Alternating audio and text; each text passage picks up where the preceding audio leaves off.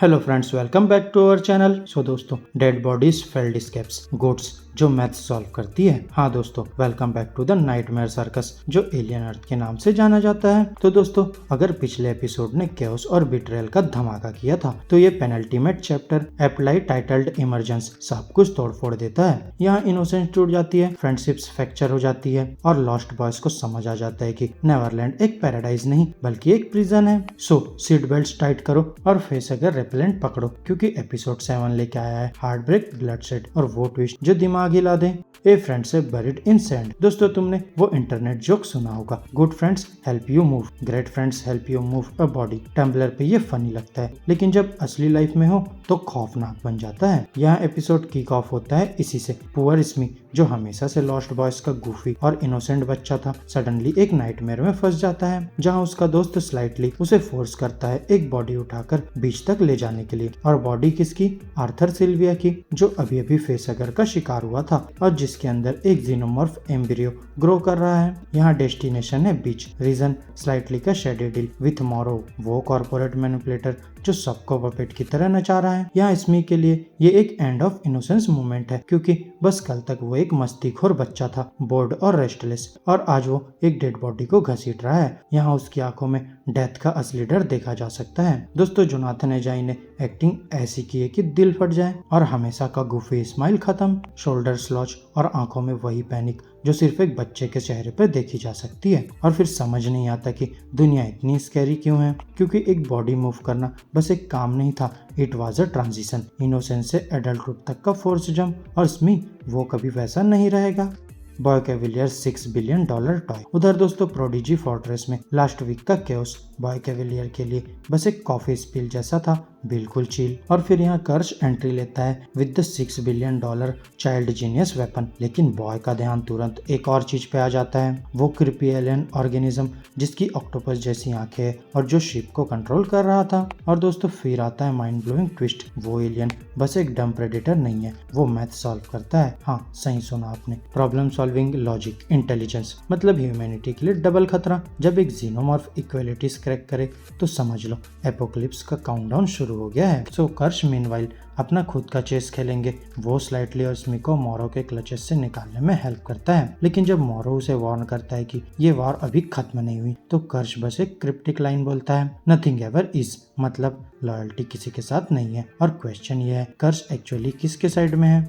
The tragedy of Smee. दोस्तों, let's be honest, episode 7 was Smee का episode. दोस्तों, अब तक वो सिर्फ कॉस्मिक रिलीफ था, लॉस्ट बॉयज का क्लमसी जोकर, ऑकवर्ड, फनी और थोड़ा इनोसेंट। लेकिन इस एपिसोड ने उसका पूरा वर्ल्ड तोड़ दिया। आर्थर का मरना, फिर उसका रिएमिनेट होना और फिर से मरना, ये सब स्मी के सामने होता है। लेकिन ट्रेजेडी ये है कि स्मी को जीनोमॉर्फ बायोलॉजी के बारे में कुछ पता ही नहीं। उसके लिए तो बस इतना ही है, एक मिनट आर्थर अलाइव था, नेक्स्ट मिनट वो गायब। डेथ का असली मतलब उसके समझ से परे है, लेकिन ट्रॉमा उसके अंदर घुस गया है। यहाँ जोनाथन एजाई ने जो परफॉर्मेंस दी है, child like laughter, awkward arm flails और फिर वो सडन साइलेंट हॉरर जब वो समझता है कि ये दुनिया सेफ नहीं है, प्योर गूज़बम्प्स। दोस्तों, स्मी अब एक सिंबल है। यहाँ प्रोडिजी ने बचपन छीन लिया और उसे एक ट्रेजेडी बना दिया।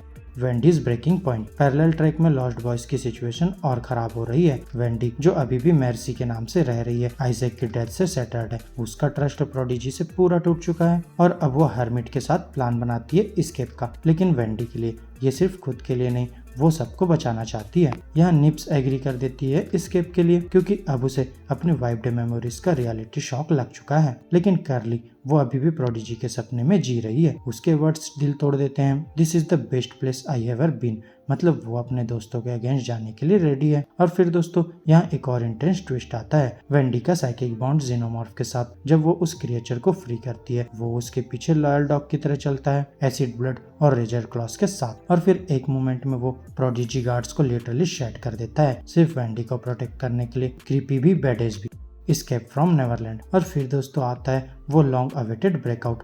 वेंडी, हर्मिट, निप्स और कुछ और लॉस्ट बॉयज एक बोट तक पहुंच जाते हैं। बस एक ही वॉल बची है, साइबेरियन। प्रोडिजी का iron fisted enforcer arm guard के साथ वो उनके सामने आ जाता है। यहाँ बैटल ब्लास्ट होता है। हर्मिट डिस्प्रेशन में एक हाईटेक वेपन यूज करता है जो साइबेरियन का स्कल लिटरली क्रैब शेल की तरह क्रैक कर देता है। Brutal F. लेकिन ट्रेजेडी तुरंत ही आती है, क्रॉस फायर में निप्स गोली खा लेती है। अब वेंडी की स्क्रीम आंखों के सामने गूंजी जाती है। उसका सबसे क्लोज अलाई जिसने अभी अभी स्किप के लिए हाँ बोला था उसके सामने ही गिर जाती है और सबको पता है जो रिबूट टेक प्रोडिजी बोस्ट करता है वो अभी नॉट क्रैक्ड, मतलब निप्स के वापस आने के चांसेस 0 है। वेंडी के लिए ये एक और डेथ ब्लो है। पहले आइजैक, अब निप्स। अब उसका पेशेंस खत्म। अब वो अपने ब्रदर बॉय को एक मॉन्स्टर से कम नहीं समझती।